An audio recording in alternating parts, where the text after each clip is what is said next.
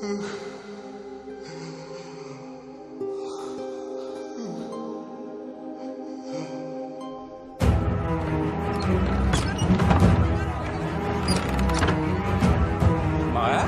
మాయా దిగుదొడ్లు వేస్తున్నా మాయా మాయా మాయా మాయా మాయా తలుపు తీ మాయా మాయా ప్లీజ్ చెప్పేది అర్థం చేసుకో తలుపులు ఎందుకు వేస్తా మాయా మాయా ఏమైంది మాయా ఏం చేసిందో చెప్పు మాయా చెప్పేది వినన్నయ్య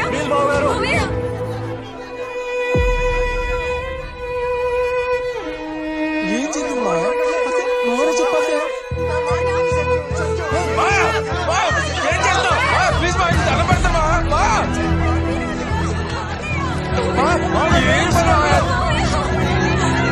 మాట్లాడండి ఉన్నది బాగారు. నా కొడుకు నిర్దోషి. వాడి చేత బలవంతంగా ఈ కేసు ఒప్పించడానికే ఆ సిఐ 3 రోజులు కస్టడీకి తీసుకున్నాడు. నిజం ఎవరు గుర్తించటం లేదు. పోలీసులు నా కొడుకును వదిలేసే వరకు నేను నా భార్య ఈ ఇంట్లోనే ఆమరణ నిరాహార దీక్ష కూర్చుంటున్నా. ఎవరైనా తలుపులు పగలగొట్టుకుని లోపలికి రావాలని చూశారో తగలబెట్టుకొని చచ్చిపోతాం. నా కొడుకు మళ్ళీ తిరిగి ఇంటికి వచ్చినప్పుడే ఆ తలుపులు తెరుచుకుంటాయి. రాలేదో తలుపు తీయండి మాయా మీకు ఏదన్నా అయితే ఏమైపోతున్నా ఆలోచించండి. తలుపు తీసొచ్చు మేమందరం ఉన్నాం కదా నీకు. రమ్మా నా మాట విను పిల్లాడికేం కాదు. నా కొడుకు నిర్దోషిగా బయటికి రావాలి. ఆ సిఐ చట్టం ముందు దోషిగా నిలబడాలి. ఇదే జరగాలి. ఇదే జరగాలి.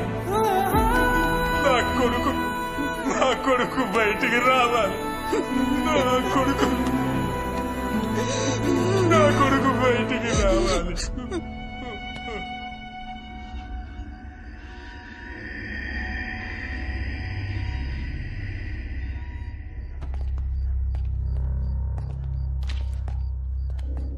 ఏమైనా తిన్నాడా? లేదు సార్. తినిపించండి అయ్యా, లేదంటే ఇప్పుడే పోయేలా ఉన్నాడు. కేసు ఒప్పుకోవాలిగా. లేపు.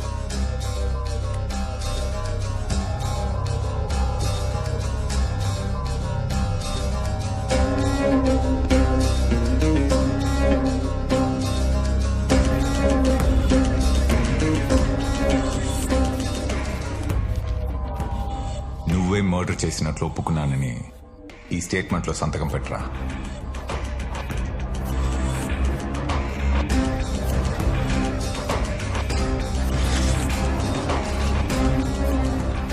అసలు పెట్టుకుని వాడితో పెట్టించుకో.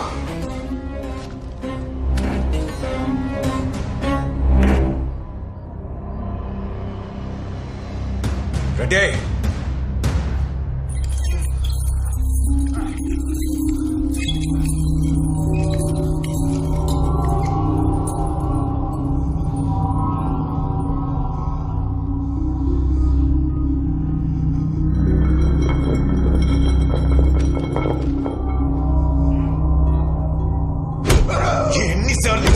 ఎన్నిసార్లు ఒప్పుకోరా, ఒప్పుకో చెప్తే వినవా?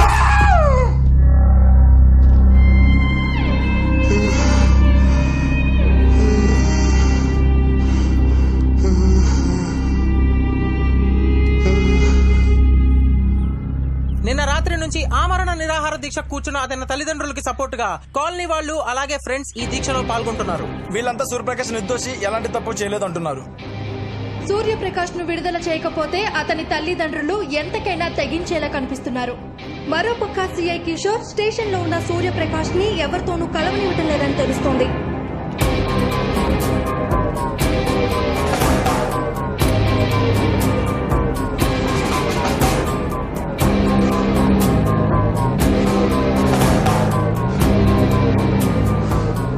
రెడ్డి, ఏ కేసుకి ఇంత టైం పట్టలేదయ్యా.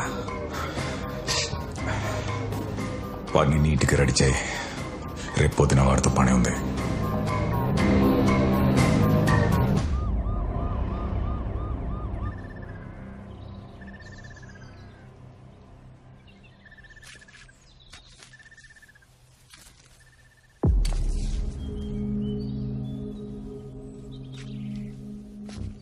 హంతకుడు హత్యకి ఉపయోగించిన ఆయుధం. రెడ్డి సార్. సాక్షుల్ని పిలువు. రండయ్యా. నమస్తే సార్. పేర్లేంటి? పాండు సార్. సీను సార్. వాళ్ళ దగ్గర సంతకాలు తీసుకో. ఇక్కడ సంతకం పెట్టండి.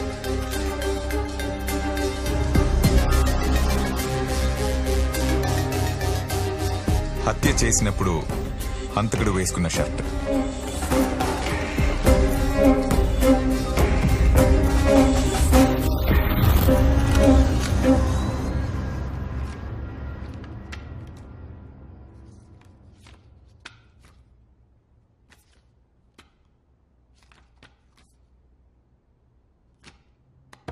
ఇతని తరపున వాదించడానికి డిఫెన్స్ లాయర్ వచ్చారా? Yes your honour. Okay, proceed. Your honour, ఈ కేసు వాదించడానికి కొంత టైం ఇవ్వవలసిందిగా కోర్టు వారిని కోరుతున్నాను. బండి సూర్యప్రకాష్ కి 14 రోజులు కోర్టు రిమాండ్ విధిస్తోంది. మేడం, నన్ను 3 రోజులు సెల్లో పెట్టి బాగా కొట్టారు మేడం. ఆ షర్ట్కి ఆ కత్తికి నాకు ఏ సంబంధం లేదు మేడం. ఇదంతా ఈ సీఏ కిషోర్ ప్లాన్ చేశాడు మేడం. Please madam, please. మీ తరపున మీ లాయర్ మిమ్మల్ని జైల్లో కలుస్తారు. మీరేం చెప్పాలనుకున్నారో మీ లాయర్ కి చెప్పండి. బండి సూర్యప్రకాష్ కి తన లాయర్ ని కలుసుకునే అవకాశం కల్పించాల్సిందిగా కోర్టు ఆదేశిస్తోంది.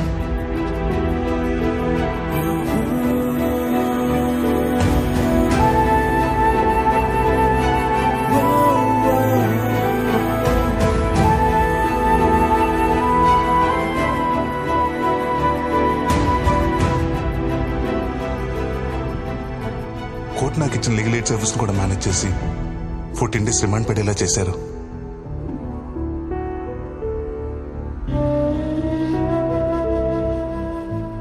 రిమాండ్కి వెళ్ళిన మరుసటి రోజు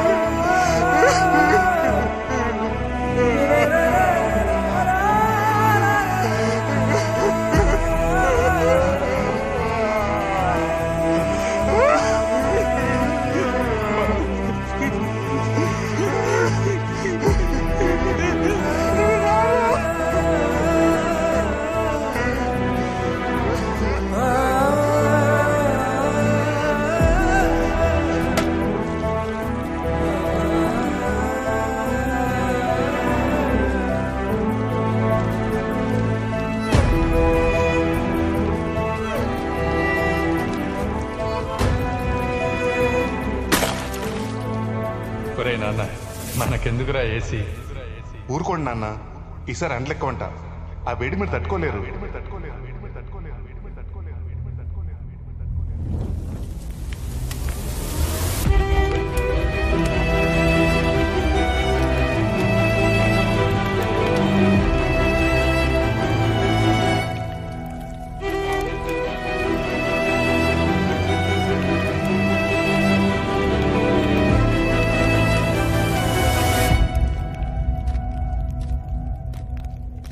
తప్పలేదురా. కాన్బట్ సిచ్యువేషన్ లో ఈ కేసులో నేనే నిన్ను ఇరికించాను. ఒప్పేసుకుంటే ఏమయ్యేదిరా? 14 years. ఎలాగో మంచివాడివి కదరా. 6-7 years లో సత్ప్రవర్తన కింద బయటికి వచ్చేవాడివి. కానీ మీ అమ్మ అయ్యా కాంప్లికేట్ చేశారా. అందుకే కామ్గా సిగరెట్ వెలిగించుకొని అగ్గిపుల్ల మాత్రం వాళ్ళ మీదకి విసిరేశాను.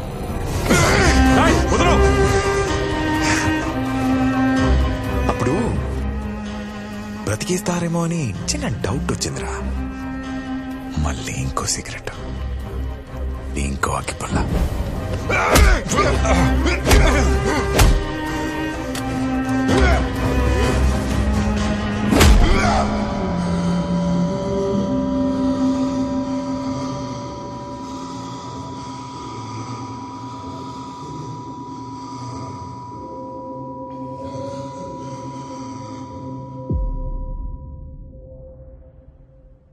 చంపేశారు భయ్యా. డ్యూటీలో ఉన్న పోలీస్ ఆఫీసర్ని కొట్టానని నా మీద ఇంకో కేసు ఫైల్ చేశారు.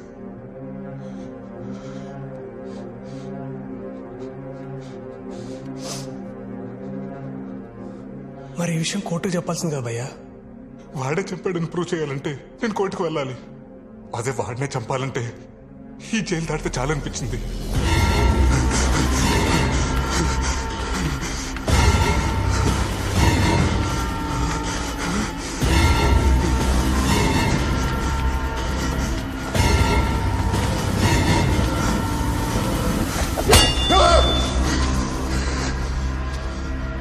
తప్పించుకోవటానికి 2 సార్లు ట్రై చేశాను. దానికి ఇంకొక సెక్షన్, ఇంకో 2 కేసులు. నాకు అప్పించిన పరమేశ్వర బాబాయ్ ఏమో ఆ 10 లక్షలకు నాకు ఏ సంబంధం లేదు. నేనెవరో కూడా తెలియని వాడేమో ఇతను రాజగోపాల్ గారిని చంపటం నేను కళ్ళారా చూశానమ్మా. అప్పటి నుంచి న్యాయం కోసం కోర్టుకు వెళ్తున్నానో వాయిదాల కోసం కోర్టుకు వెళ్తున్నానో కూడా నాకు తెలియదు. కోర్టు మెట్లు, జైలు గోడలు చూస్తూ సంవత్సరం గడిచిపోయింది.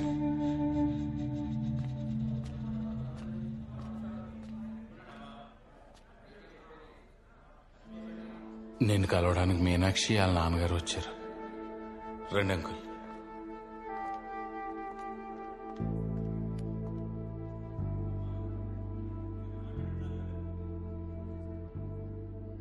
బాగున్నావా బాబు? మన మధ్య ఇలాంటి రోజు ఒకటి వస్తుందని నేను ఎప్పుడూ అనుకోలేదు. నువ్వు వస్తావని తను ఇంకా నీకోసం ఎదురు చూస్తూనే ఉంది. ఎప్పుడు బయటకు వస్తావో తెలియకుండా ఎంతకాలం అని ఎదురు చూడ్డాం. మంచి సంబంధం. అబ్బాయి నీలాగే సాఫ్ట్వేర్ ఇంజనీర్. మీ విషయం తెలిసి కూడా పెళ్లి చేసుకుంటా అన్నాడు.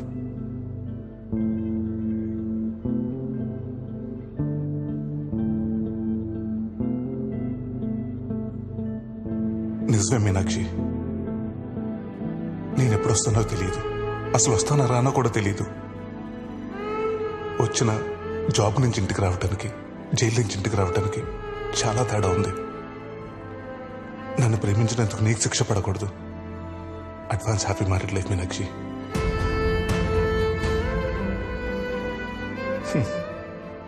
నువ్వు అనేదాను కదా, పిల్లలు చెప్పడానికి ఒక కథ ఉండాలని.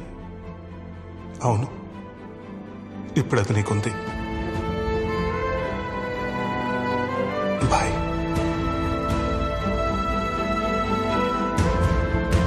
ఉంటాం బాబు.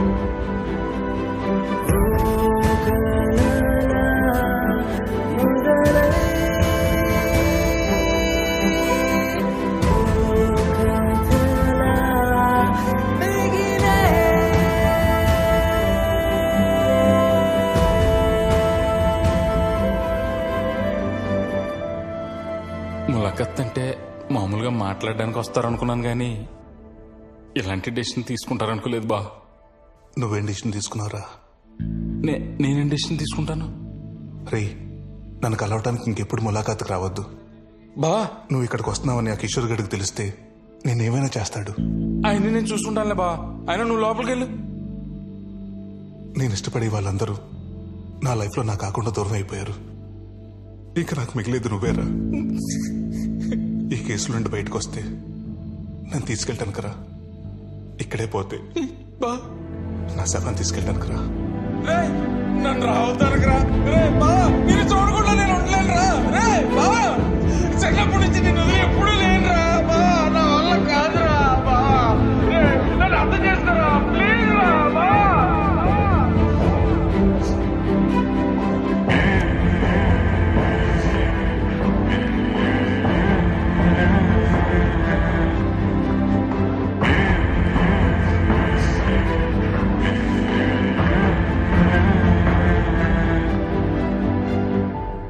చెల్లి సంతోష్ మిమ్మల్ని కలవనికి రాలేదా? నేను కోర్టుకు వెళ్ళిన ప్రతిసారి నన్ను చూడటానికి వస్తున్నానని తెలుసు. నా మాటకు వాల్యూ ఇచ్చి నాకెప్పుడు ఎదురుపడలేదు.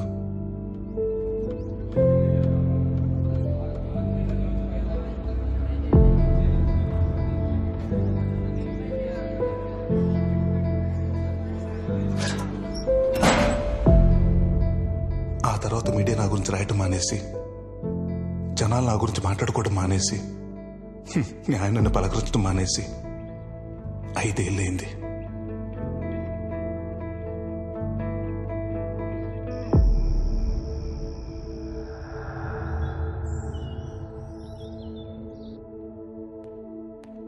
సూర్య, నిన్ను గలవానికి ఎవరో వచ్చిండ్రు.